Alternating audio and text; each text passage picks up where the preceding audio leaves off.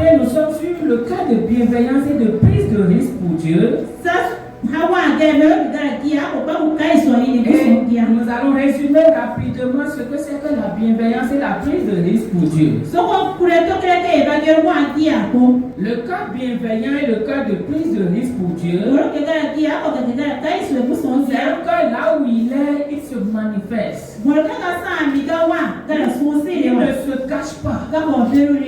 Et donc la bienveillance, nous avons dit que ça désigne une disposition du cœur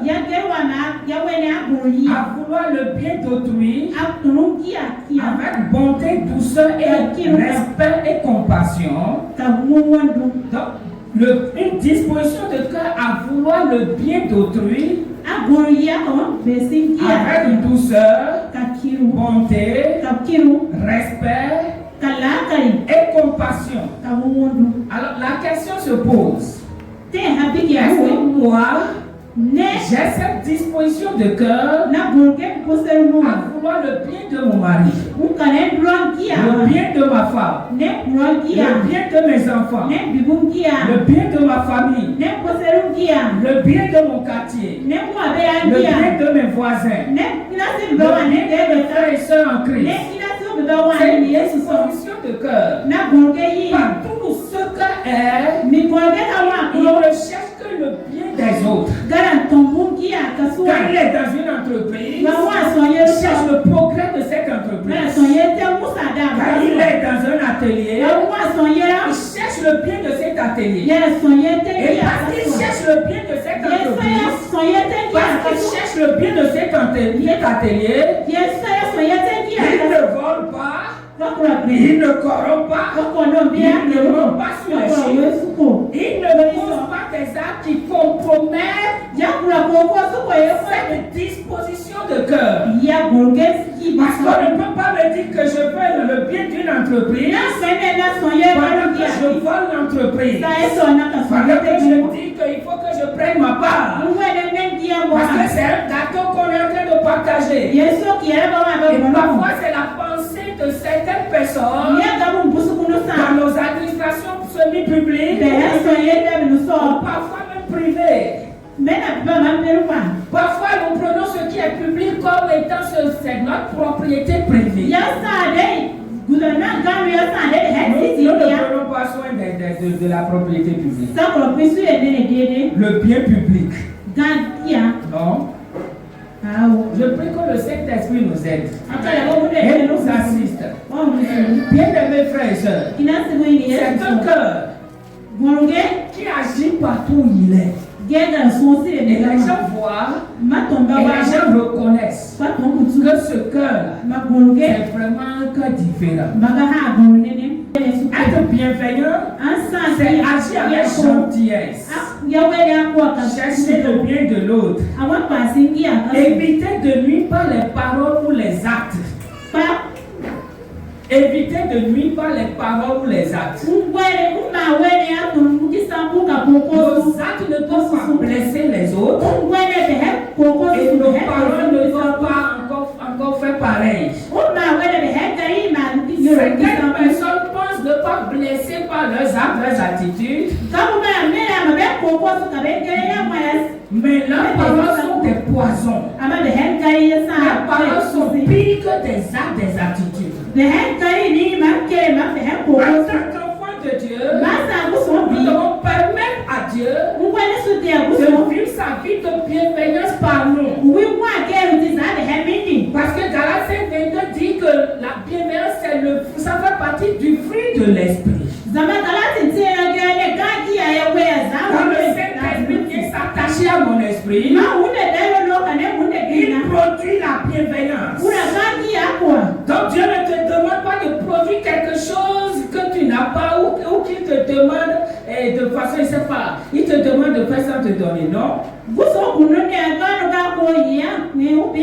nous demande simplement de le laisser manifester.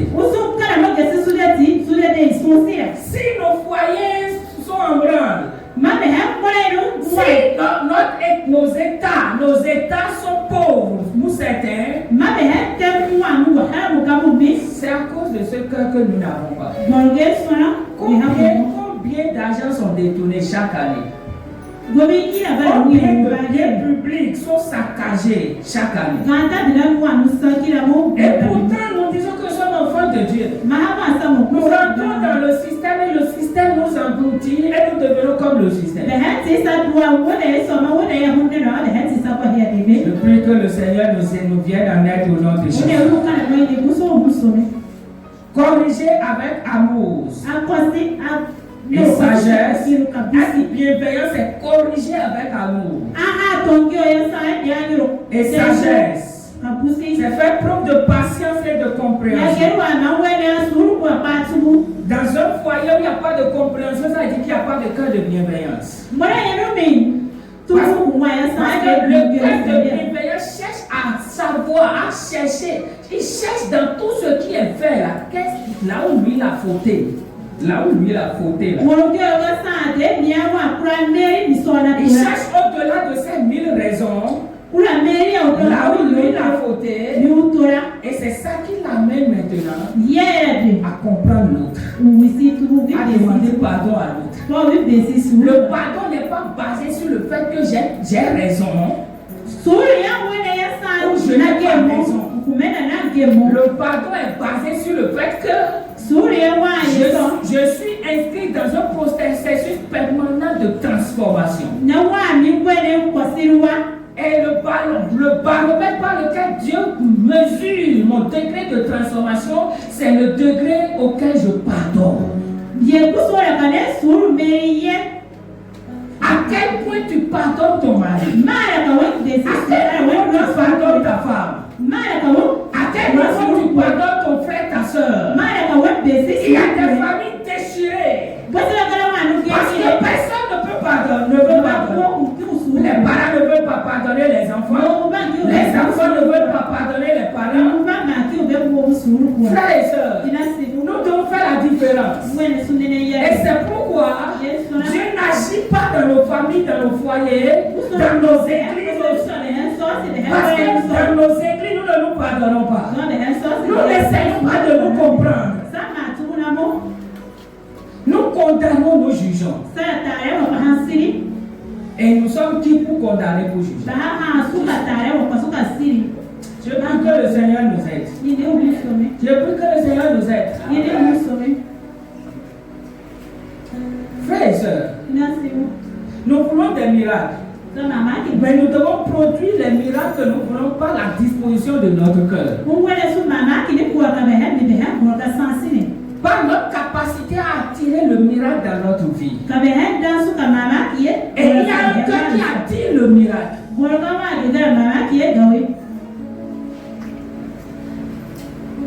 Un cœur bienveillant ne peut qu'attirer les miracles de Dieu dans sa vie. La prise de risque pour Dieu, c'est accepter de s'exposer à l'incertitude, au rejet, à la perte ou au danger, afin d'obéir à Dieu, d'accomplir sa volonté, ou défendre son œuvre, obéir à sa parole. Combien parmi nous est prêt? Combien parmi nous sont prêts à prendre, à exposer sa vie ou leur vie pour obéir au Seigneur? Là où il n'y a pas de certitude, tu ne sais pas ce qui vient. Tu es critiqué, insulté, méprisé, négligé. Est-ce que tu es prêt à obéir? Est-ce que je suis prêt à obéir? Parfois nous voulons obéir en demandant à Dieu de garantir. Seigneur, Dieu, promets-moi ceci et je vais. C'est comme on va dans une microfinance pour demander crédit. Et la banque nous demande quoi? De garantie. La garantie de Dieu, c'est déjà sa parole. S'il y a une garantie que Dieu va donner, que Dieu donne, c'est sa parole. Et s'il donne sa parole, il n'y a pas une autre garantie qu'il donne pour qu'on obéisse à cette parole. On obéit et on touche au bout de doigt la réalité de ce que l'obéissance produit. Je prie que le Saint-Esprit nous aide et qu'il nous assiste dans le nom de Jésus. La prise de risque pour Dieu, ce n'est pas un risque insensé, mais un acte de foi, de courage et d'obéissance. C'est obéir même sans tout comprendre. C'est avancer sans garantie humaine. C'est accepter de perdre quelque chose pour gagner le plan de Dieu. Le plan de Dieu. Notre christianisme d'aujourd'hui ne veut rien faire pour gagner le plan de Dieu. Nous voulons accomplir le plan de Dieu dans notre zone de sécurité et de confort.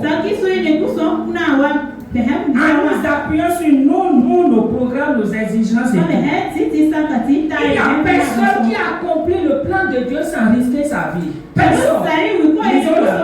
Il n'y a personne. Jésus dit si le grain de blé qui est tombé à terre ne meurt, il ne peut produire de fruits. Si ta vie ne meurt pas pour ce monde-là, si tu ne meurs pas à toi-même, si tu n'acceptes pas perdre ton propre contrôle sur ta propre vie, tu ne peux pas gagner le plan de Dieu pour toi. Gloire à Jésus-Christ. C'est défendre la vérité malgré l'opposition. Répondre à l'appel de Dieu malgré la peur. La prise de risque pour Dieu, c'est choisir l'obéissance au-dessus de la sécurité. Choisir l'obéissance au-dessus de la sécurité. Et dans le cas, nous allons faire notre cas pratique dans Josué chapitre 2. Nous allons voir une femme qui, humainement parlant, n'est pas une femme sur qui quelqu'un peut compter.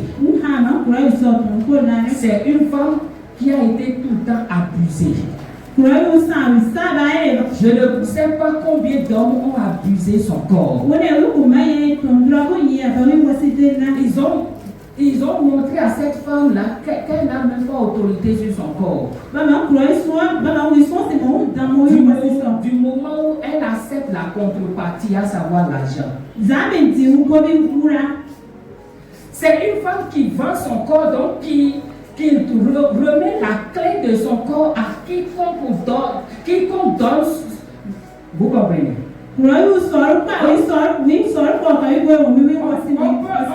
On peut chiffonner ce corps. On peut le froisser. On peut le mettre dans n'importe quelle position. Du moment où on a payé l'argent du contrat, elle perd le contrôle. C'est une femme en qui il n'y a rien comme confiance on peut placer à cette femme. Une femme qui fait honte à la société, honte à sa famille, honte à ses proches. Une femme qui repousse les gens. Et tout homme sensé peut dire que rien de bon ne peut sortir de cette vie. Rien de bon ne peut sortir. Et pourtant, les caméras du ciel font un zoom sur la terre. Et Dieu cherche l'arrière, une femme par qui il va envoyer son fils unique sur la terre. Dieu cherche une femme par qui la lignée de son fils sera sur la terre. Il dit aux anges, il a promené les caméras. C'est aller en Israël. C'est aller au milieu des sacrificateurs. Dieu dit zapper. Chaque tribu, Dieu dit appelé. Chaque tribu, Dieu dit appelé. Les autres pays, Dieu dit appelé.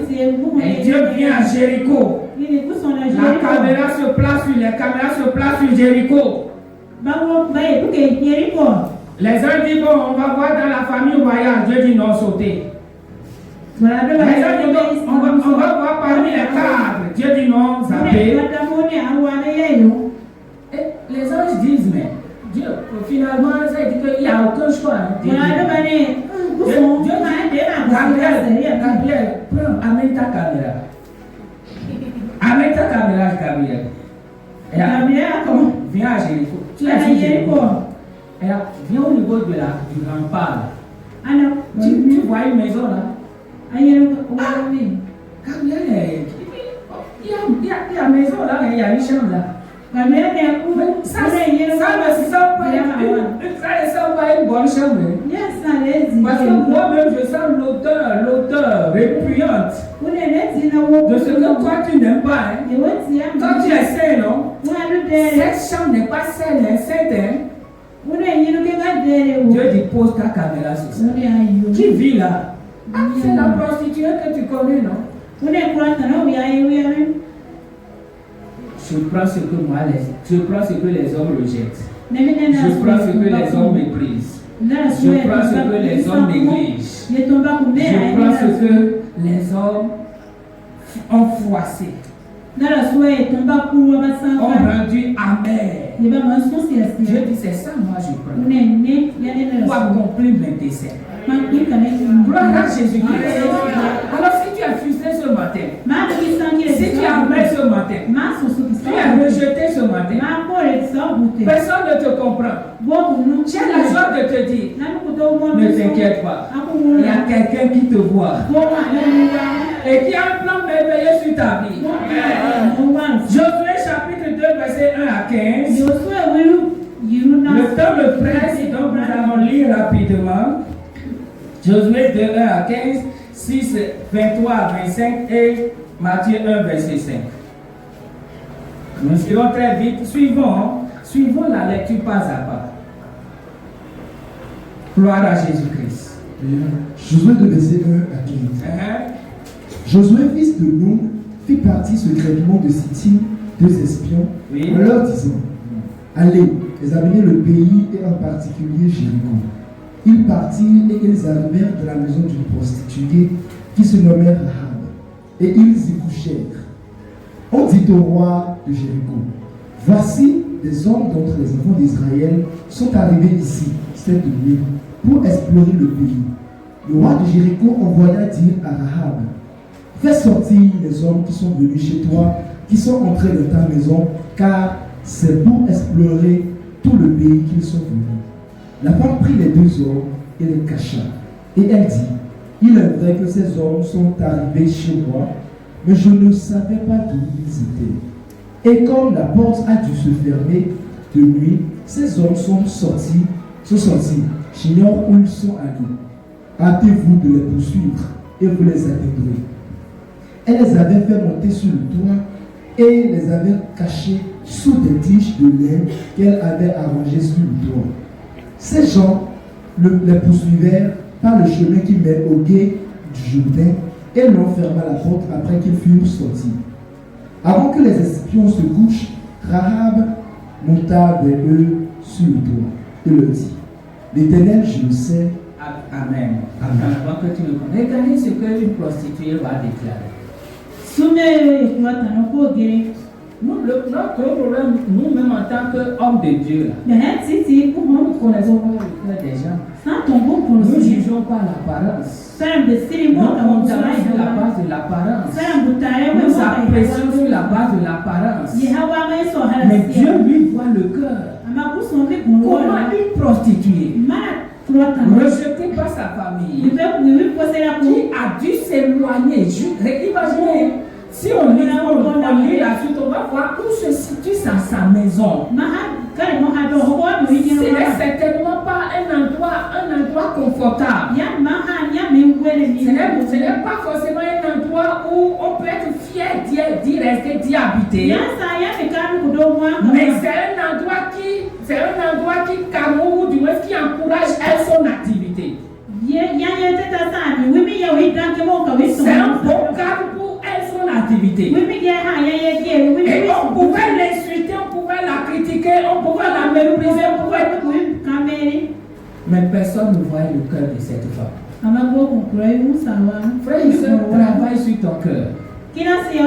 C'est pour ça, dans Proverbes chapitre 4, je crois, verset 20, il dit garde ton cœur plus que tout autre chose. Garde-le. Ne permets pas aux épines d'entrer.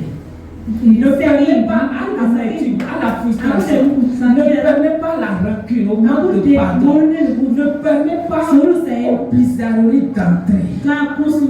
Garde. Parce que de ce cœur-là, il y a les sources de la vie. Le cœur est très important. Regarde, écoutons ce que cette femme va dire. Cette femme apparemment sale.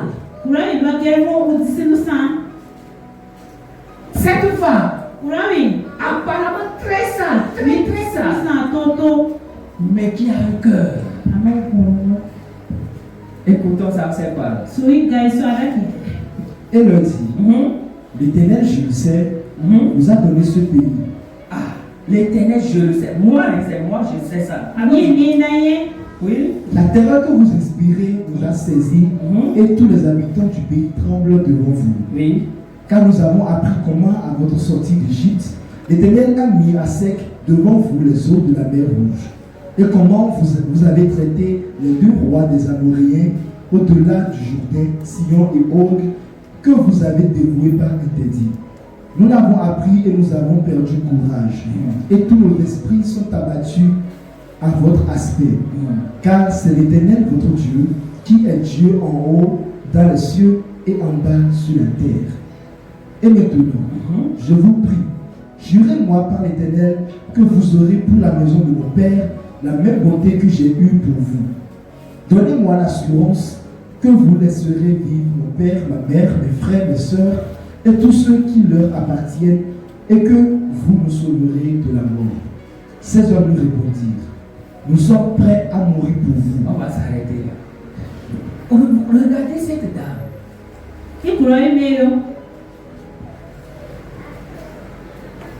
Cette dame a tout ce qu'il faut pour être amère envers les gens. Ou bien, elle a tout ce qu'il faut pour haïr sa propre famille.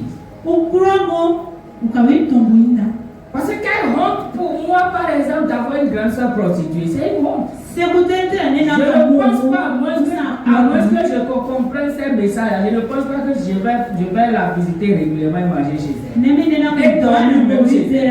Même s'il m'arrive un jour que je vais dormir chez elle, quand je vais regarder le matelas, je vais imaginer tout ce qui pouvait se passer.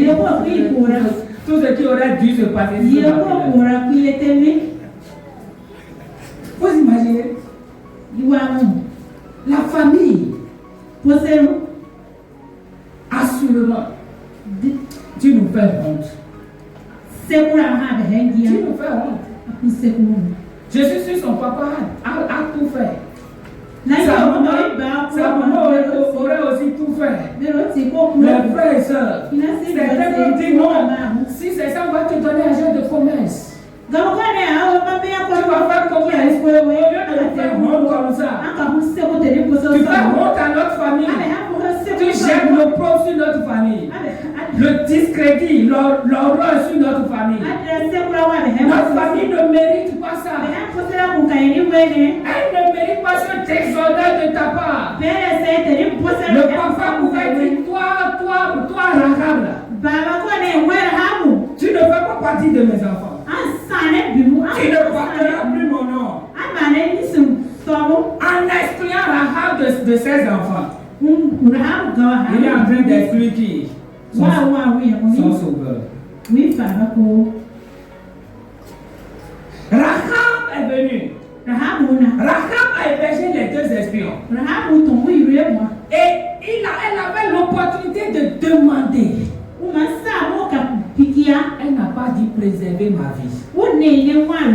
Elle n'a pas dit rendez-moi riche. Elle a dit Prenez serment que vous allez préserver ma famille. Son cœur bat pour cette famille qui assurément l'a rejeté. C'est ça le cœur de bienveillance. Il ne retient pas, il faut toujours le mal qui est fait. Le mal qui est subi. Il ne rumine pas tout le temps ce mal pour chercher à se venger. Un cœur de bienveillance lâche prise. Il permet à ce qu'il y ait de l'espace dans son cœur parce qu'il n'emprisonne pas les gens dans son cœur. Rahab n'a pas emprisonné sa famille. Il n'a pas emprisonné son père, sa mère, ses frères, ses soeurs. Quand l'opportunité est venue, il fallait sauver. Elle n'a pas voulu d'abord se sauver elle-même d'abord. Elle dit ma famille. Quelle famille? Qui a honte de toi? Quelle famille? Qui t'insulte? Quelle famille? Qui peut-être t'a exclu? Quelle famille? Frères et sœurs, tous nous provenons d'une famille. Et d'une manière ou d'une autre, il peut y avoir des choses dans nos familles qui ont brisé nos relations avec nos frères, nos soeurs, nos parents. Je nous exhorte à permettre au pardon de reconstruire les ponts. Je nous exhorte à permettre à la bienveillance de Dieu dans notre cœur de restaurer le pont de Dieu dans ces relations, dans nos relations familiales. Combien de maris ne prennent pas leur femme comme leur ennemi? La source de leur problème. Un loi à battre. Et combien de femmes aussi ne prennent pas son mari? Si je ne connais pas son mari, si je n'avance pas, c'est mon mari. Frères et sœurs, si nous sommes là ce matin, le Seigneur nous interpelle. Le cœur de bienveillance, le cœur de prise de risque pour Dieu, Rahab l'a manifesté. Il a tourné dos au passé. Il a pardonné l'impardonnable.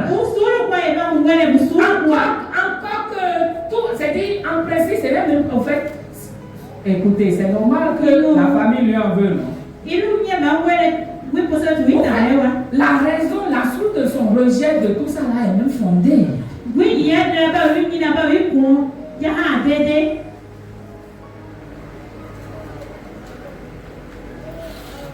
Et pourtant,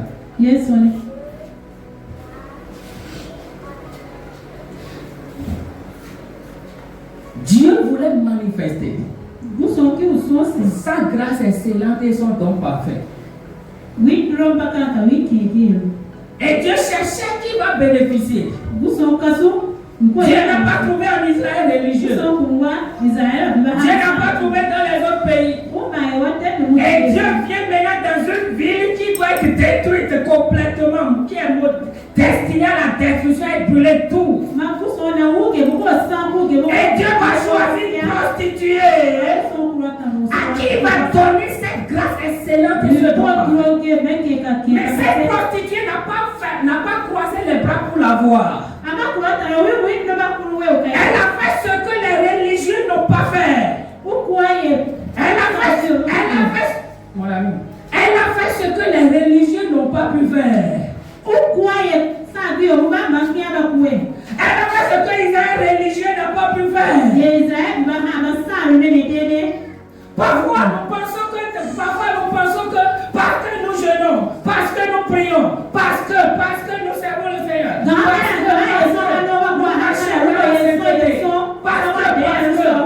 Dieu va faire. Et parfois nous disons, mais quand est-ce que celui-là est venu? Et parfois nous disons, mais je suis mieux que lui, non? Je suis mieux qu'elle, non? C'est ça l'église d'aujourd'hui. Si nous comparons et nous estimons que l'autre n'a pas besoin de l'autre là. Oh non, Dieu, toi, tu es trompé.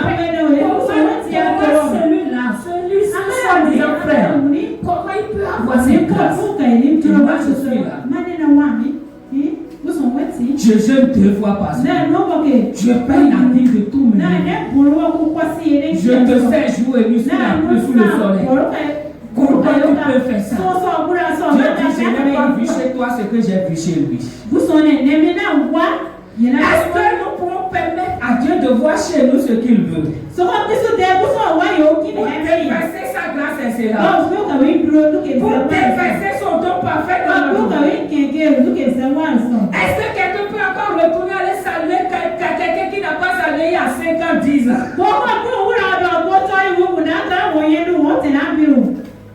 Est-ce que quelqu'un peut encore aller retourner demander pardon à quelqu'un qui l'a offensé il y a 3 ans, il y a 4 ans?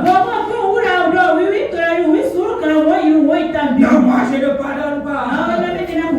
Ça m'a fait mal, oui, ça m'a fait mal. Le fait que ça te fait mal ne te justifie pas. Et ne justifie pas ton manque de pardon. Dieu dit, je t'ai donné un cœur bienveillant. Manifeste-le. Montre ce cœur bienveillant. Et là encore, je veux que tu me dises oui parce que c'est moi je veux montrer. Je vais te donner la capacité. Ce que tu redoutes là, tu penses que tu n'as pas cette force, cette capacité de faire. Je vais te donner ça. Mais décide d'aller. Décide de revenir sur ta décision. Celle-là, je ne vais plus jamais la saluer. Je ne vais plus jamais lui adresser la parole. Je ne vais plus jamais l'appeler. Celui-là, c'est fini. Est-ce que tu connais demain? Est-ce que tu sais ce que Dieu peut faire dans ta vie au travers de celui pour qui tu dis ça aujourd'hui? Ma famille, l'entourage de Rahab lui disait ça. Sans savoir que la famille ne savait pas que son salut, leur salut là est dans la main de celle-là. Ton salut peut être dans la main de quelqu'un que tu rejettes aujourd'hui. Que tu méprises aujourd'hui. Que tu critiques aujourd'hui. À qui tu refuses de pardonner aujourd'hui. Ton salut peut être dans la main de quelqu'un que tu as dit à ton ennemi aujourd'hui. C'est pourquoi Jésus même a dit, toi tu es en route là, dois d'être en paix avec ton ennemi. De s'entendre avec lui. Avant qu'il n'aille au tribunal avec toi, je crois ça doit être dans Matthieu chapitre 5. Il dit aussi longtemps, ça c'est dans Romains 12. Aussi longtemps, cela dépend de vous. Soyez en paix avec tout le monde. Est-ce que tu es en paix avec tes voisins, tes voisines, tes collègues de service? Tu vas au marché, tu es en paix avec même ceux qui pensent que tu prends, est-ce que tu es en paix avec? Quand parfois nos clients viennent, on n'a pas ce que le pain que le client a vu là. Parfois c'est devant moi, ma femme l'amène chez notre concurrent. Notre vente ne dépend pas d'elle. Notre prospérité financière ne dépend pas d'elle. Quel est ton cœur envers tes concurrents?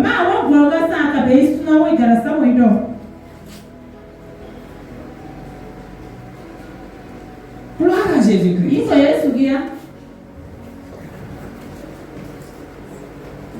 Il y en a, vous savez, marcher c'est compliqué, difficile parfois. Il y en a, il y a un client devant toi, ils viennent à t'arracher le client. Et tu dis que Dieu est chrétien. Bagarre va commencer aujourd'hui. Tu n'as même pas besoin de répondre. Parce que tu n'es pas à ça près. Tu n'es pas un client près. Non? Et la faveur de Dieu sur ta vie ne dépend pas de quoi? D'un client arraché. La grâce excellente de Dieu ne dépend pas d'un client arraché. Le don parfait de Dieu ne dépend pas d'un client arraché. Gloire à Jésus-Christ.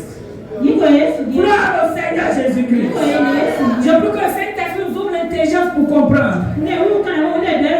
La qualité de la vie que Dieu veut que tu mènes ne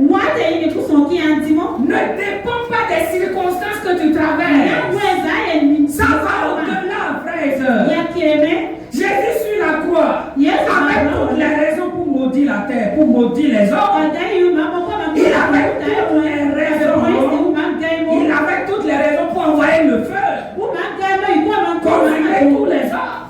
Il a même dit à Jean et Jacques, non, ou bien qui a dit à Jésus, mais permets-nous d'invoquer le feu sur les Samaritains. Il a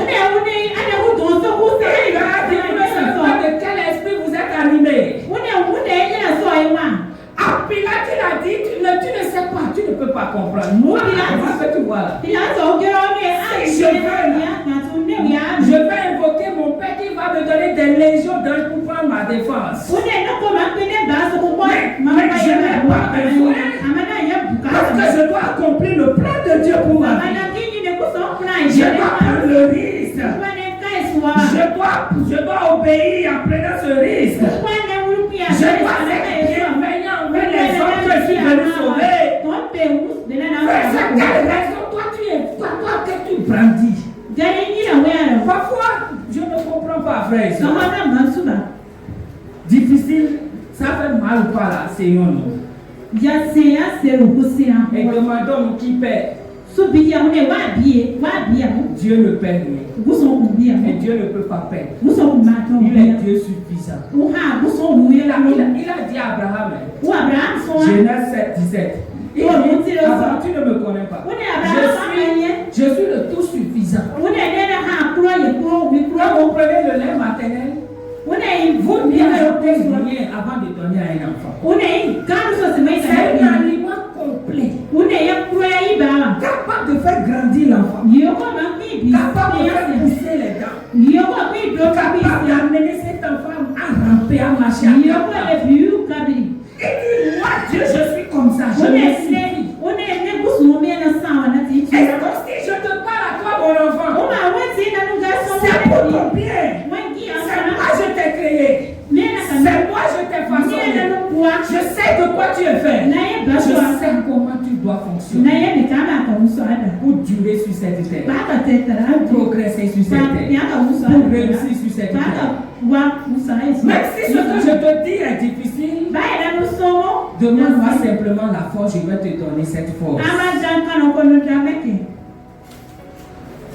Gloire à Jésus-Christ. Le cœur de bienveillance et de prise de risque pour Dieu. Qui veut prendre de risque pour le Seigneur? Ton âge avance. Et parce que l'âge avance, on ne veut pas prendre le risque. Parce que je ne veux pas prendre le risque de ne plus trouver de mari. Donc, tu te trouves de mari. Il n'y a pas de problème. Trouve-toi de mari.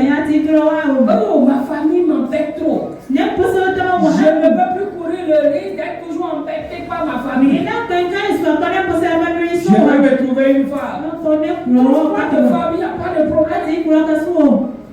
Mais tout mari, toute femme qui n'est pas celui ou celle que Dieu te veut va te faire souffrir. Il n'y a rien à faire. Il n'a pas comment. Sa bonté ne peut jamais changer son cœur. Le cœur de tout païen est méchant. Même s'il n'est pas méchant dans un domaine, il sera méchant dans un autre.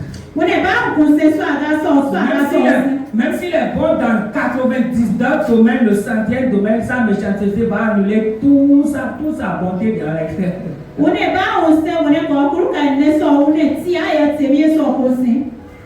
Tu veux du travail. On te propose des pauses. Et toi-même, tu sais que là, ça ne rime pas avec ton identité. Seigneur, je ne veux pas courir le risque. Il n'y a pas du travail. Toi-même, tu sais, il n'y a pas du travail. La routine a serré tout. Dieu dit, ok. Mais ce travail va te fatiguer. Tu auras l'argent. Mais tu vas manger avec des crises. Chaque domaine où nous refusons d'être bienveillants, de prendre des risques pour le Seigneur. Nous nous exposons au diable dans ce domaine.